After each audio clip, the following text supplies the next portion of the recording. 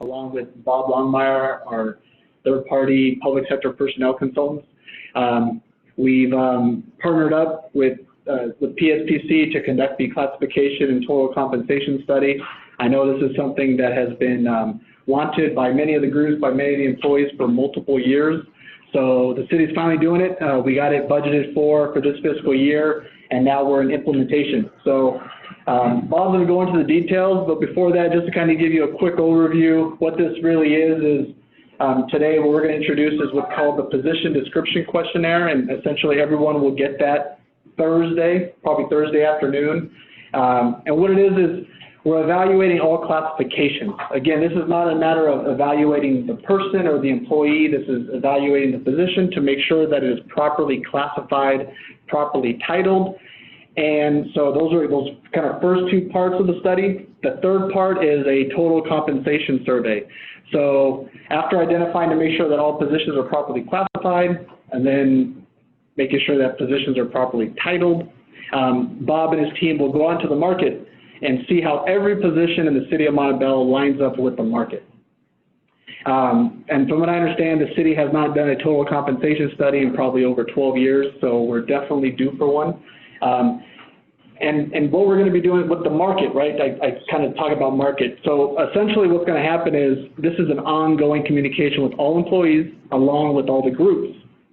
We've already met with all the groups, all 8 groups over the past couple of weeks in introducing this project, which is something that all the groups have wanted for obviously multiple years.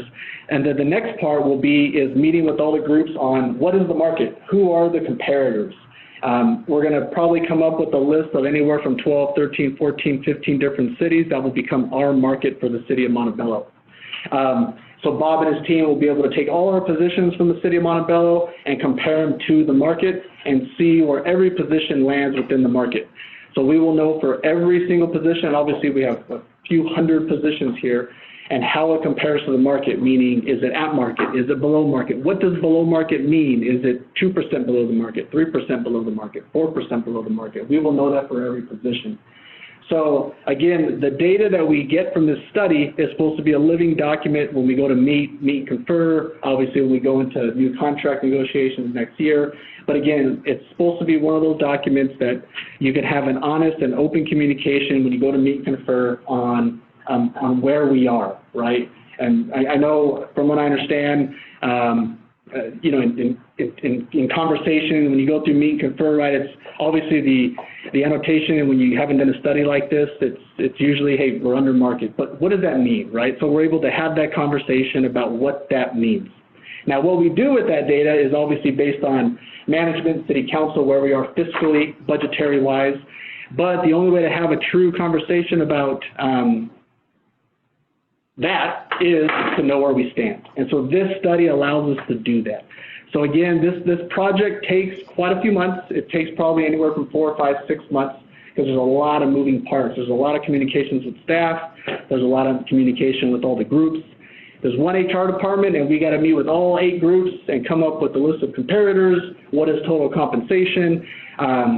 And then obviously along with the third party, go out and start to pull all the MOUs from all the different comparators. So it's quite a mountain of a project, but it needs to be done. It hasn't been done in a long time. But once this is all said and done, we will have true data of where every employee in the city of Montebello currently stands in comparison to the market. So with that, Bob is going to go into the details of the study, what it is, what it isn't, and also he's going to go into giving you kind of a sneak peek into what that position description questionnaire, PDQ, looks like. And again, if you have any questions throughout the presentation, please let us know so we can ask those questions. We want to make sure that when you leave today, everyone understands what the study means. And when you get the PAQ on Thursday, it's not going to look foreign. You're going to have seen it before. So we want to make sure we can answer all those questions today. So without further ado, I'm going to pass it over to Bob Longmire from PSPC. Perfect. Thanks, Nick. I appreciate it. Yeah, so as Nick said, I want to just run down through a little bit of what the project is, a little bit about what the project isn't, and then answer any questions that you might have about what we've been tasked with and the questions we've been tasked with answering. So that's kind of our agenda for today. You know, ultimately, I think kind of just to start at the bit, kind of back up, my name is Bob Longmire. I'm with Public Sector Personnel Consultants. Personnel consulting for the public sector is all that we really do. So we get a chance to do maybe 30 or 40 of these studies a year. We get to travel around the country, you know, before the COVID days, you know, used to get to sit in a lot of different rooms with a lot of employees and just talk about their jobs, learn directly from the employees what it is that you do. Hopefully that qualifies us to just really ask good questions. To be able to understand what we're talking about when we say total compensation. What do we mean when we say market? How do we do the classification thing? So we've I've personally wrapped up some projects in Riverside and San Bernardino, Colton and Santa Ana. So a lot of work there in the area. We're just beginning the San Bernardino Municipal Valley Water District and a couple other pretty large studies there. So, you know, we have a lot of familiarity with the conversation around total compensation in the California world, in the union environment, and being able to answer those questions. You know, like Nick said, we're really just trying to get this right. If you remember nothing else from today, I'll give you kind of the high-level elevator pitch. We're trying to answer 3 questions so that you can recruit and retain quality staff. We're trying to say, number 1, does your job title make sense? Number 2, does your job description accurately reflect what you do? And 3rd, what's the going market rate? If you were to go do this somewhere else, don't sell the house, if you don't pull the kids out of school, if you commute in a different direction, what would they pay you? That's a relatively factual question. Pretty straightforward, and we can answer that. So that's what we've been tasked with. Now you'll notice kind of right up front, a couple of things the study is not. It's not a staffing needs analysis. We're not here to say, oh, if you worked these people harder, let some people go. No one's going to be let go as part of this process. Also, no salaries are going to be part of this study. So I'm not a big fan of saying, hey, do you want to come to work on Monday for less than you made on Friday? It's going to be a great deal. I don't think there's a better way to demotivate somebody. So right up front, nobody's being let go. No salaries are being reduced. This is not a performance review. We're asking to hear from every single employee. We want to know what your job entails. We're not here to say, are you good at your job? We're not reviewing your performance. This is something that most organizations do every 4 to 6 years, give or take. And like Nick said, it's been around 13 years since you've done a study. So it's about time. It's about time to know the answer to those 3 questions. Does your job title make sense? Does your job description accurately reflect what you do? And what's the going market rate? So those are the questions we're here to answer. So that's one side of things. So hopefully we set some expectations. Nobody's being let go. No salaries are being reduced. That being said, don't go buy a new boat. Don't expect a big windfall as a result of this study. Okay, you still work for the city. At the end of the day, if it's been 13 years since a study like this has been done, whatever situation you are in, you may not be able to get out of it in a year. This is not the process by which all employees get a raise. That's bargaining. That's your step. That's your COLA. This is the process by which we say, what's the going market rate? Where are we? And then how do we get there? Does that take a year? Does that take 2 years? There's a lot of things that need to happen before it hits an individual's paycheck. So the best advice I can give is don't expect anything, but all of your representatives, all of your union representatives will have access to the data, and the data is meant to live at a table to answer the question, where are we? A little bit of the reason behind that is, like Nick alluded to, that if you ask an employee, there's a little bit of an assumption that an employee is going to say, I'm underpaid. You know, I've had the chance to sit down and directly talk with several thousand employees over the last decade or so of doing this. And I've never come into a meeting, I've never walked into a room like you're sitting in right now, and I've never had people come up to me and say, listen, I'm really glad you're here. I go into HR every 2 weeks, I tell them I'm overpaid, and they don't take money away from me. Right? I've never had that happen. And so there's a little bit of an assumption from council, from management, from the decision makers, maybe even from the public, that if you ask an employee, they're going to say they're underpaid. It's an entirely different thing when an objective third party goes out and does a study and says, we looked at the total compensation of all of your employees, and we have 45 positions that are more than 5% behind market, and here's what it costs spread across the 8 units, and here's what it looks like year 1, year 2, and year 3. That's the conversation we're here to have. We're here to provide that data and to get it right. So hopefully that sets some expectations, you know, because I know as soon as people say, Bob, HR, and compensation, people start wondering if we're moving their stapler. And that's not the case. So there's 178 some odd employees who are going to fill out the PAQ. There's going to be that many when we leave. So again, no one's being let go. No salaries are being reduced. However, don't go buy a truck. You still work for the city, but it has the opportunity to affect an employee's paycheck at the end of the day. So a little bit of what it is, a little bit of what it isn't. Let me spend a couple minutes talking about classification, then I'll pause for any questions that people have. So like I had said, there's around about 178 employees who are going to have the opportunity to fill out a questionnaire.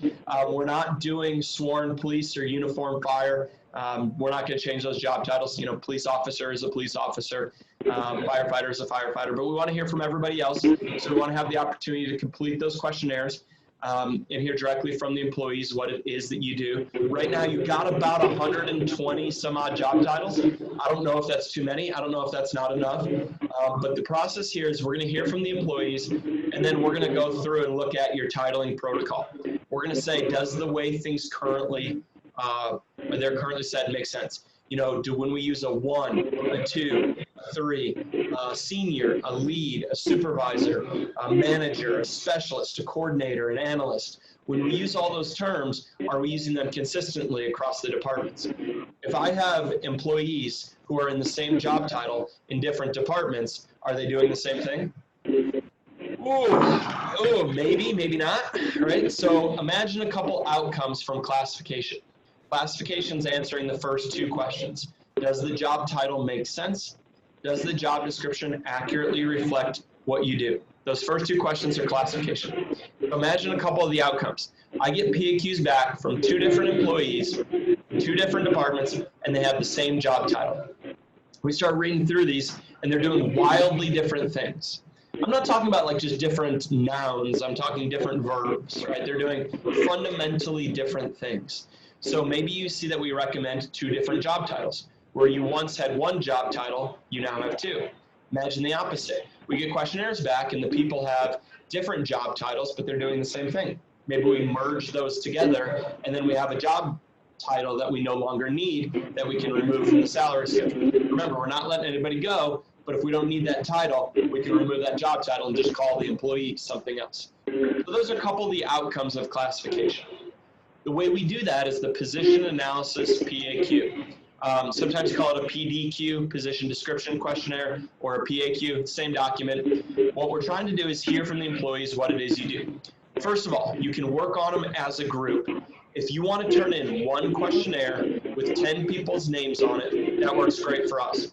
We're trying to learn what it is the job entails. If everybody, for lack of a better concept, if you all do the same thing, and you're interchangeable, then great, fill out those questionnaires together. If you do things a little bit differently, if there's some nuances there, if not everything that they do, you do, and vice versa, maybe fill them out independently so we can capture some of those differences. It's not meant to be a test. It's not meant to be a writing assignment. You don't get extra points for suffering in silence. You can talk to your supervisor, you can talk to a coworker, you can talk to somebody else. Hey, how did you answer question number 2? You know, sharing notes is encouraged.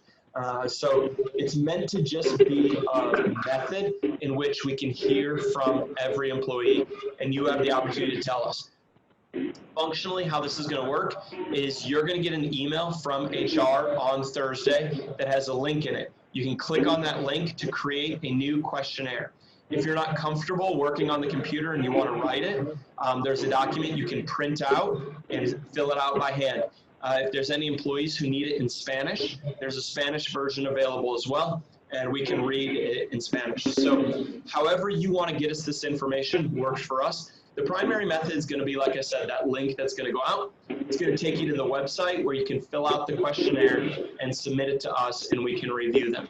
Again, if you remember nothing else, please tell everybody to take this questionnaire seriously. It's how we know what you do. It's how I know the difference between your job and maybe a minibus driver over in Riverside, or a van driver that's delivering books for a library, or a delivery driver who's running parts to a job site, right? Knowing about what you do, about transportation, about your specifics is the key here.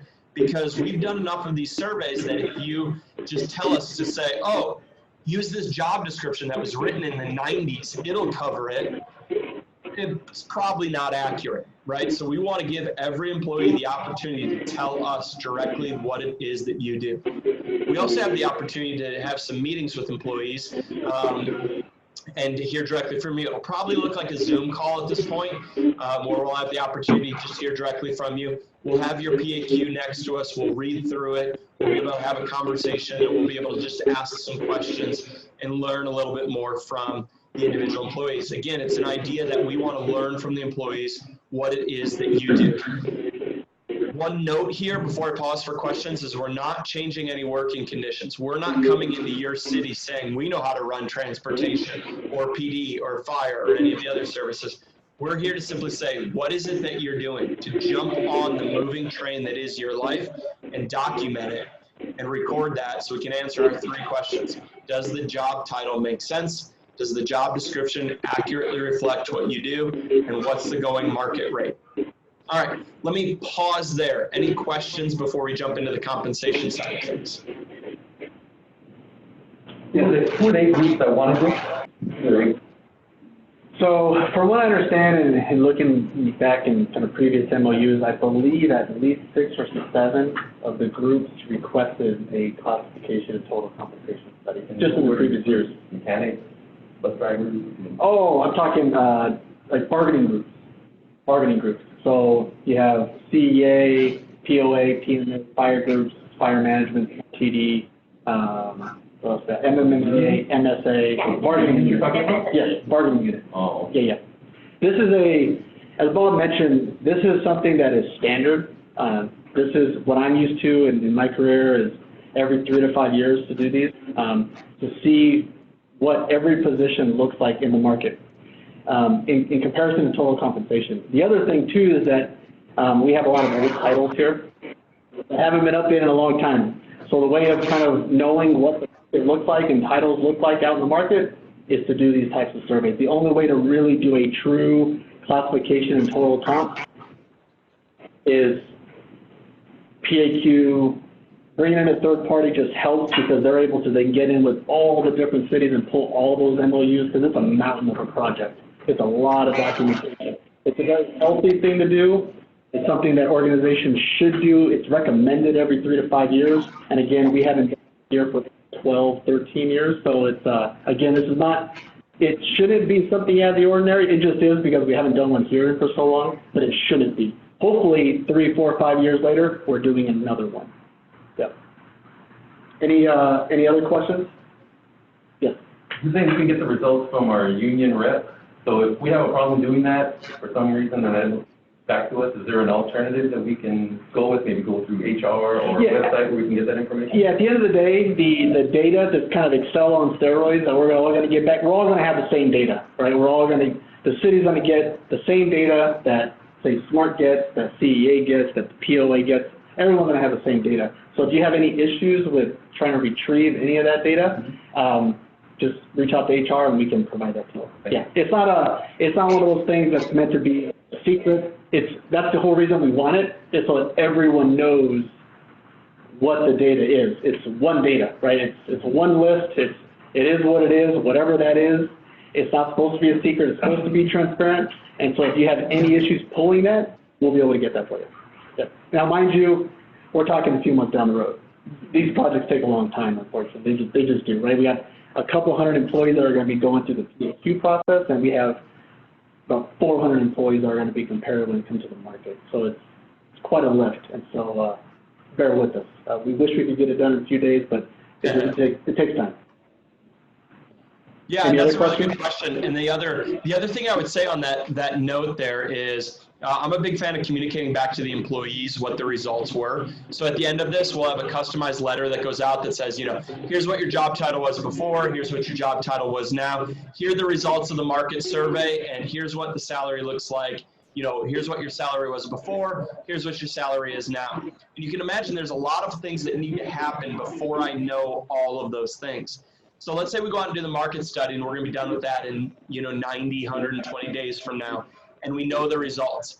I'm not going to say, hey, let's push out an email to all the employees and say, hey, good news, we're 9% behind market, right? I want to be able to say we're 9% behind market, and over the next 2.5 years, we're going to get you there, right? So I want to be able to communicate what the situation is and then what the results are, kind of what we're doing about it. So being able to kind of balance those two factors between the desire to communicate frequently and often and accurately with having something to say. Does that make sense? Yeah, and with that as well, nothing supersedes the meet and confer, right? At the end of the day, with or without a class and comp, we always go back, we meet with all the groups, with all the bargaining units, and we always go through the meet and confer process. So this is a study that's done on the side that we can, as data and factual information, we could use, and everyone has that information when we go to meet and confer. So obviously, and that's a process in itself. So it's not just like an automatic type of thing, right? And I think you had a question, sir? Yeah. Do you guys, when you guys do a study, do you guys have like a predetermined city you guys compare it to? Or? So what happens is, and this is kind of where the time comes into play. So what happens is, our plan right now is to, we first met with all the bargaining units, right, to talk about this study, right?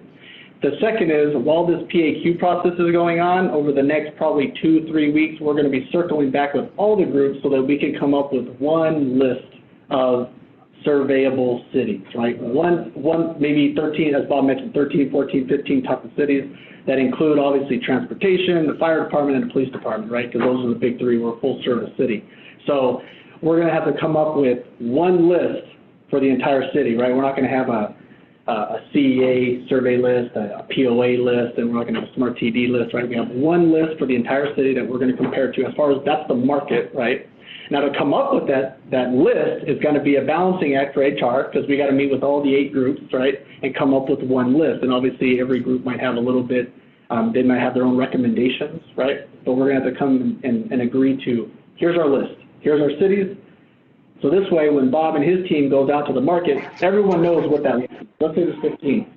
It's identified, those lists. It's not going to be, they're going to go out to the survey and then come back with a different list or a different grouping of cities, right? It's going to be the 15 that we agree on, those go out to the market, they do their comparison, and those 15 are then populated with all the data for total compensation. So it's a list that's predetermined after meeting with all the groups, right? So it's established for the city based on all the input from the city and obviously from the 8 groups. Yes? So what I understand is, so the city and the union contacted Bob to get information, and then as he gets information, then when it comes time for contracts or whatever with the union and the city, they have like data and actual like. So once we knew that this was something that we needed to get done, I was kind of surprised when I got here in January, February that there hadn't been one of these in over 12 years. So, and this was something that when the city manager and the assistant city manager met with all the bargaining groups, this was something that kept coming up like, hey, we haven't done one of these in a long time. So the first thing we had to do is just kind of give you the long, boring story of it, but it kind of tells the story, is we had to get it budgeted for, because you got to pay for these things, right? So we got it budgeted for in the 2021 fiscal year. At that point, the city reached out, did an RFP, got back a whole bunch of responses, and then we went through that process and then selected public sector personnel consultants that's going to conduct the that's going to conduct the study for the entire city. Any other questions? Yes. For the market, cities that you're going to compare to, is it restricted to the LA County or is it through the state? We're actually going to go through that. That's kind of part of Bob's discussion, okay. That kind of how we kind of come. It's got to make sense, right? It's got to make sense. I tried to talk to Bob about getting like maybe New York on there, but he said no, it's probably not going to match Philadelphia maybe. Yeah, New York Metro, I don't know. But it's got to make yeah, exactly, right? So it's got to make sense, right? And so Bob will kind of go through that and how, that's why we brought them as the experts to kind of what is a reasonable market for the city of Montebello, right? Because it's got to make sense. Yeah. It'd be difficult to do nationally, right? Well, I mean, I don't think we're all going to get on a plane to get to our job every day, right? And again, Bob will go through as far as, hey, where we all live, what is our locations, who has metros and fires and PDs, right, and all of these different types of factors that are, budget for all these cities and population. I mean, there's a ton of factors that they whip up. That's why we bring them. They're the smart ones on these kind of things. They're the experts, and they provide kind of a running list of what we might seem as the market for the city of Montebello. Okay. Yeah. Yeah, Any and other questions? Really good. I think that's a really good introduction to the salary survey side of things. Well, there you go. Salary Perfect. survey. Yeah, good segue. So let's jump into that. So the idea here, I think we've been talking around a little bit, is pretty straightforward. I think you guys got a pretty good grasp and understanding of it. But again, it's back to that, you know, if you don't sell the house, you don't pull the kids out of school, you commute in a different direction, what would they pay you? You're full service. You have PD, you have fire, you have transportation. Not everybody has all of those services. So I want to start with a big bucket of cities that all units, all 8 bargaining units have agreed upon. Then from there, we want to be able to go and look at every single job. Each job is going to have maybe, I want to have at least 5 comparators out of those 15 organizations. You know, definitely want to be in the teens if I can be. You know, we want to make sure we have a statistically significant sample size. So that's down to now, where do we lose people from? Where do we lose people to? Where do we recruit people from? And who has similar services, similar cost of living, things like that. What it looks like a little bit where we started was we went ahead and asked for a copy of the payroll file that had just addresses on it. So we put everyone's addresses into onto a plot and said, where do people live? One of the things we found out was you guys tend to be a little bit inland of the 5. You tend to be a little bit more north versus south. You tend to be a little bit more inland versus coastal, just where people live. So based on that, we want to kind of just start to see who has similar cost of living, who has a similar population, who has similar services, you know, who has similar kind of financial stabilities and budgets and areas and things like that. So we wanted to kind of cast a pretty wide net. What that looked like is a spreadsheet with about 100 different cities on it, and be able to start to narrow it down to say, all right, here's who you have used in the past, and this one is 45 miles away. Nobody lives there. Their cost of living is twice what your cost of living is, but they have transportation, so maybe we should keep them in, versus one that's 3 miles away and has none of your services. Well, we don't need them. Let's toss them off the list. So we want to be able to kind of balance that. There's not one factor that wins, honestly, because not everybody is exactly like you. If we said you have to have all of your services, you have to be under 20 miles away, you have to have a population plus or minus 20%, and your cost of living can't vary by more than 15%, we'd have one comparator. So again, it's a little bit of a give and take where we want to kind of cast a wide net. I'd rather have more comparators than less comparators. And then at the end of the day, the thing that I would say is I'm more interested that the job is the same than that the comparator is the same. We're talking about driver. We're talking about bus driver, transit operator. If we're talking about that job, you could go be one of 40, one of 400, and I don't know that it changes the nature of that job by a big factor. Now, if we're talking about transportation director, okay, now the size of the organization really starts to kick in. But if we're talking about some of maybe those mechanic jobs, some of those different working class line jobs, that's where I'm more interested that the job is the same.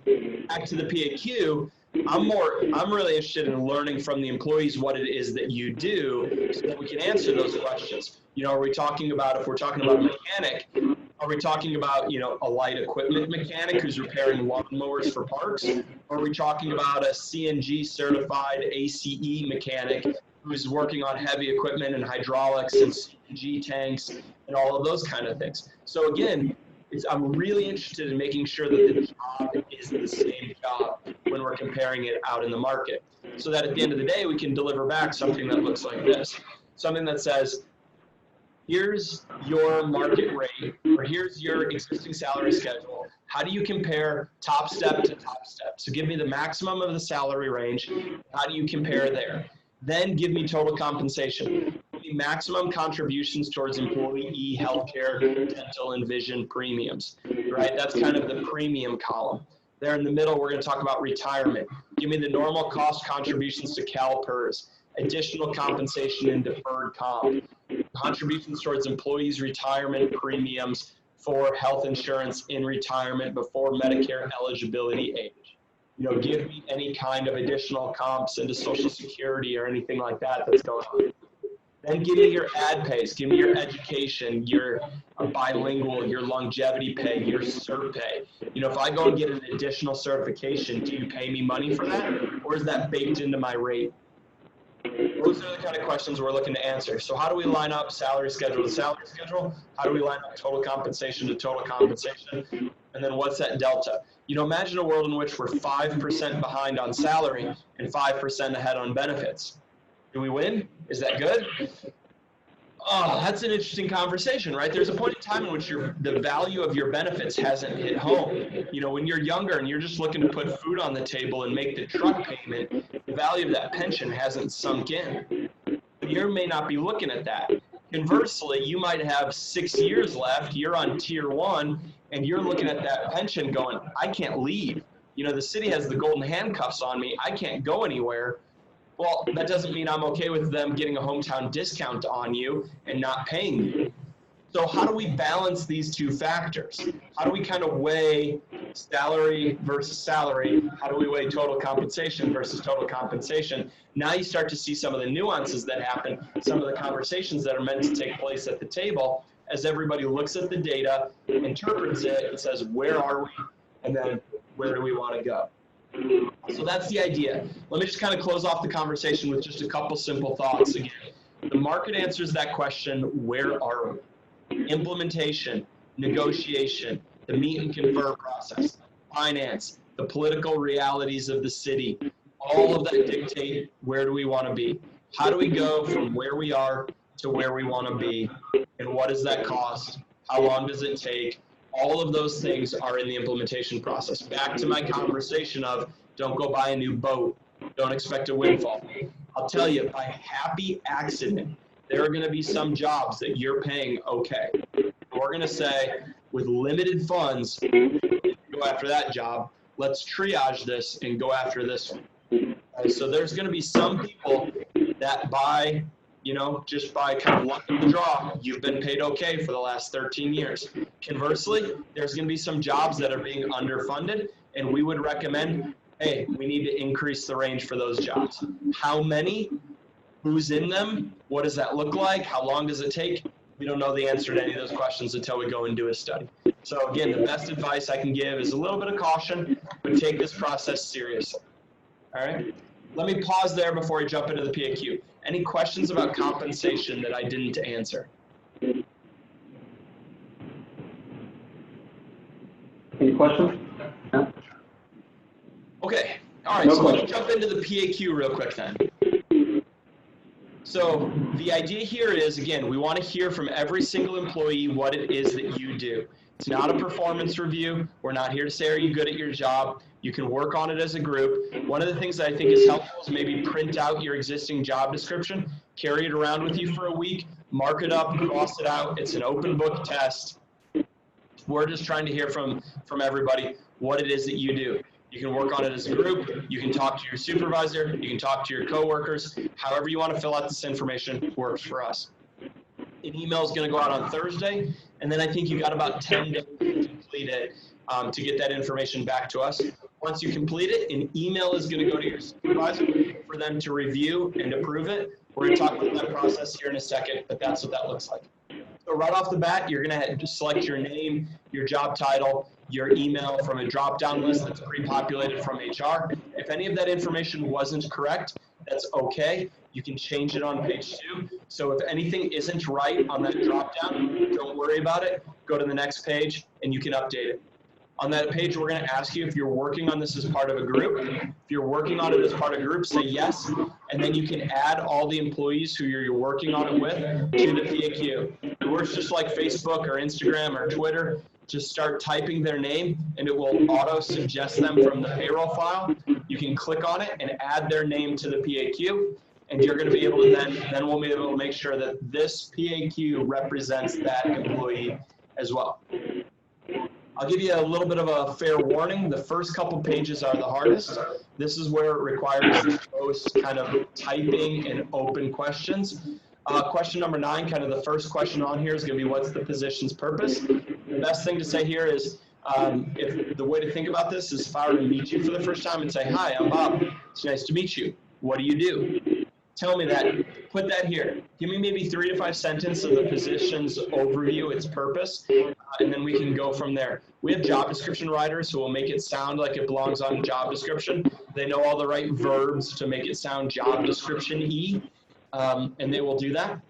Question number 10 here is going to be comparable job titles. So if you happen to know what your job is called at another organization and you want to tell us that, that's great. We'll start reading those job descriptions first. Not to say we agree with you. You know, if you put city manager from, Long Beach, well, we're not going to pay you like the city manager from Long Beach, just as a spoiler alert.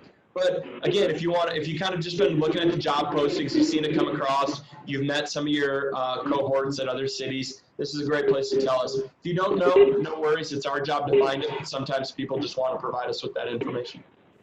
Next really important note, again up at the top, there's a save and continue later button. You don't want to complete this all in one sitting, and you want to come back to it at a later point in time. That save and continue later button is going to be your friend. You click on that, you enter in your email address again, and it will send you a new link that you can then come back to your questionnaire. It's going to come from Survey Gizmo. That's who we use to host the survey. And you're going to be able to get a link that's just for your PAQ. If you forget to do this, if you get halfway through, lose track of it, close it out, that's okay. Just get a hold of HR. They'll contact us. We'll send you a link to get back to where you left off at. We have all the information. Nothing gets lost. So just give us a little bit of time and we'll get back to you. Next thing to note here is this page. This is everybody's least favorite page, but kind of our favorite page. What we're looking for here is to generate all the bullet points for the job description. We want to know where you're spending a percentage of your time, and then what are those functions, tasks, and duties that you're performing and you're doing for that time. You know, if your job is highly routine and you do the same thing every day, you know, you work 9 to 5 and your day is pretty much the same, then you can break up your percentage of time as a day.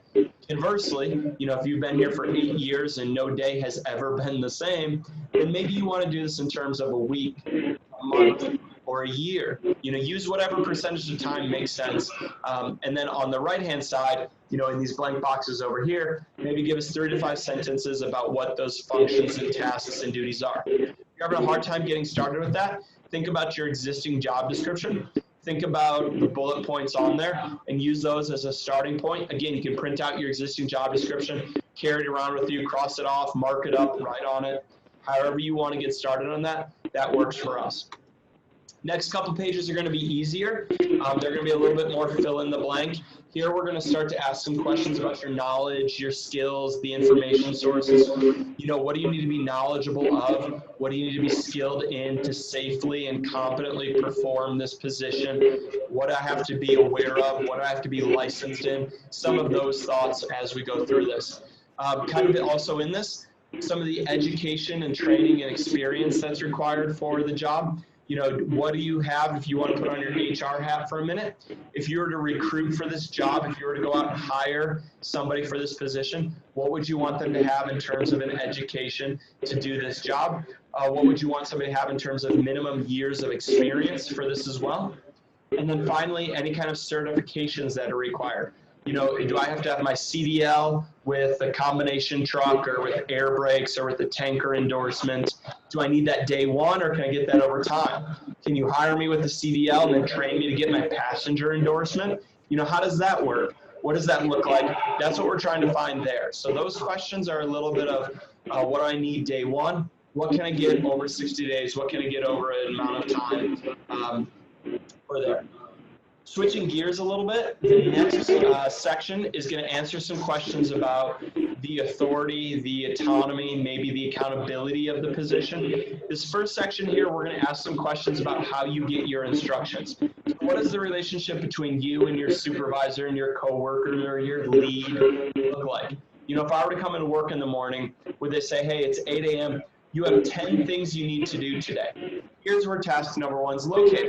Oh, here's how you do task number 1. Oh, you have a question. We answer that. You know, so those are some of the questions we're trying to get at here. How do you get your instructions? Does your supervisor follow you around reviewing your work? Do they sign off and say, hey, let's go to the next one? Or is it a little bit of congratulations on being hired, good luck? Okay, maybe it's a little closer to that second example, but where on that spectrum is what we're trying to find. The next section here is really built around what decisions do you make? What are the outcomes of bad decisions? What do you have the contractual authority to bind the city into with agreements? If you don't know the answer to a question and you stop and raise your hand, where does your supervisor start? Where do you stop? What decisions do you make? Those are some of the questions we're trying to get answered. This is really helpful in knowing the difference between the 1, the 2, the 3, the lead, the supervisor, knowing where those lines of demarcation in the organization are. Final questions here are, you know, who do you have interactions with? Is it the public? Is it local, state, federal authorities? Is it contractors? Is it volunteers? You know, who do you represent the city to? The last question here is if there's anything we forgot to ask. If there's anything else that you think would be helpful for us to answer those questions, to say what's the going market rate? Does your job title make sense? Does your job description accurately reflect what you do? If there's anything else you think we need to know, go ahead and tell us that there. There's also a section where you can attach some documents. So if there's anything that you have that you want to attach to this, go ahead and attach that if you think it's helpful. Final question is if you supervise employees, if you supervise somebody else, it's going to bring you to a quick sheet where you can tell us the names and job titles of the people you supervise, then go through and say, are you the one who recommends hiring them, transferring them? You know, are you assigning and reviewing their work? Do you sign off on something they complete? You know, if they're going to call in sick, do they call you? Are you recommending disciplinary action? You know, what does that relationship with the people you supervise look like? So that's that page. At the end, go ahead and just sign this. So click and drag with your mouse. If you're working on it on a tablet, you can use your finger to, like you're checking out at the grocery store. Type your name, click next. When you click next, an email is going to go out to your supervisor. It's going to look like this. Your supervisor is going to get this PAQ attached as a PDF. They cannot change anything that you wrote. They can read it, they can review it, and then they'll click on a link to make their notes, to give us their feedback so that we know the supervisor's understanding of the position as well. It's a great place for the supervisors to give us some notes, like we're having a difficult time keeping people. As soon as they get their CDL, they jump ship and they go to work for whoever. So give us an idea of what it looks like there, and we can go from that point. All right, it's about as fast as I can talk through the PAQ. Any questions on that? Yes. We submit it to our supervisor and say we forgot to put something. Are they able to send it back to us and we can make the corrections and then resubmit it again? Yeah, so if you forgot something, if the supervisor wants you to add something to it, you can actually, you'll have to reach out to HR for them to send you a link to get back to the start. We don't allow employees to change anything after it goes to their supervisor. That way nothing's getting changed. But you can do it if you email HR. We'll send you a link that gets you back to the start of the questionnaire with all of your answers saved so you can make those changes. Any other questions?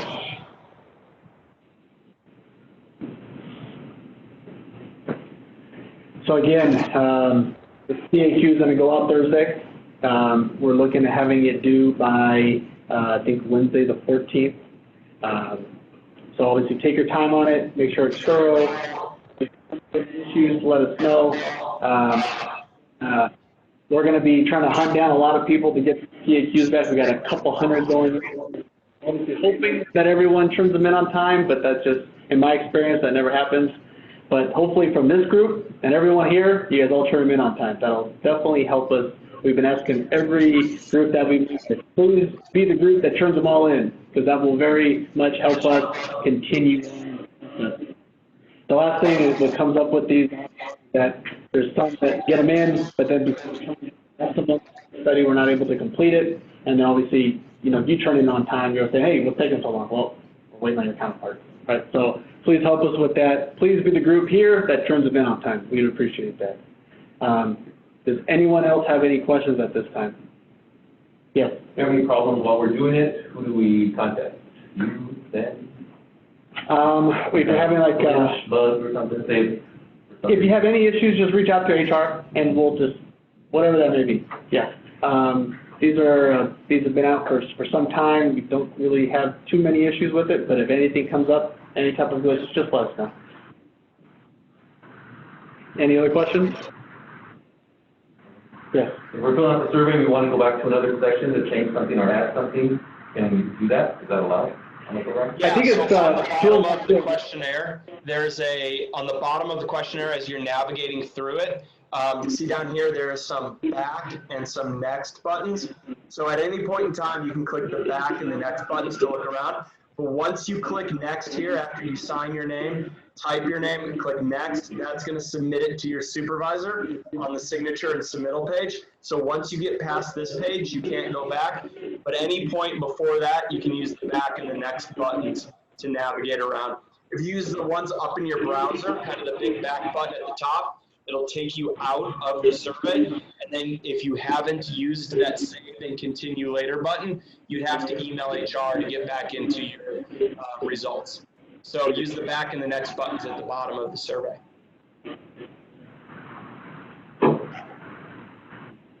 So before you hit that submit button, make sure it's good to go. Yeah. Any other questions? Again, if anyone has any questions throughout, let us know.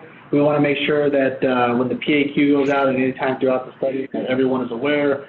Again, we'll be doing some follow-ups with all employees, and obviously we'll be meeting continuously with all 8 associations.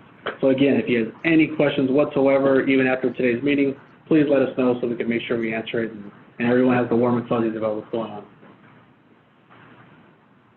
Good? Well, thanks again, guys, for being here. Thank you, everyone, and we'll be talking soon. Thank you. Have a great rest of your night. Bye. Thanks, Bob. Thanks, Bob.